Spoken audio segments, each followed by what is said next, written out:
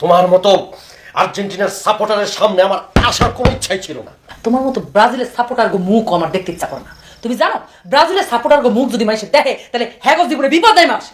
তুমি কি আর্জেন্টিনার সাপোর্ট ছাইরা ব্রাজিলের পতাকা তলে আসবা?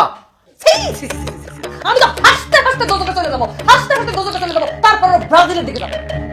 এইটাই তোমার শেষ কথা? শেষ কথা বলে কিছু নাই, এইটা ফাইনাল কথা।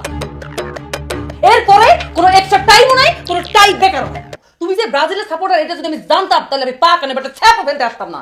আর তুমি যদি এখন আর্জেন্টিনার সাপোর্টার হয়ে যাও তাহলে আমি আবার ঢাক ঢোল পিটায় তোমার বিয়ে করবো। আমি সারা জীবন তোমার পায়ের কাছে পড়ে থাকবো বাসি হয়ে। সারা পৃথিবীর যত সুন্দর সুন্দর নায়িকা আছে, মাধুরী দীক্ষিত, ঐশ্বরিয়া, পূর্ণিমা, তারপর রঞ্জনা, জলি যা আছে সব মিলে মনে করে যে ব্লেন্ডার মেশিনে মিক্স করে যদি একটা অন্যরকম বিশ্ববিখ্যাত সুন্দরী নায়িকা আমার সামনে আইনা দেয়, আর যদি শুনি সে আর্জেন্টিনার সাপোর্টার, বিয়ার আগে তার আমি তালাক দিব। তোমার মতো ব্রাজিলের সাপোর্টার তুমি চাকর হিসেবে আমার বাড়িতে রাখো না, স্বামীটা দূরে কথা।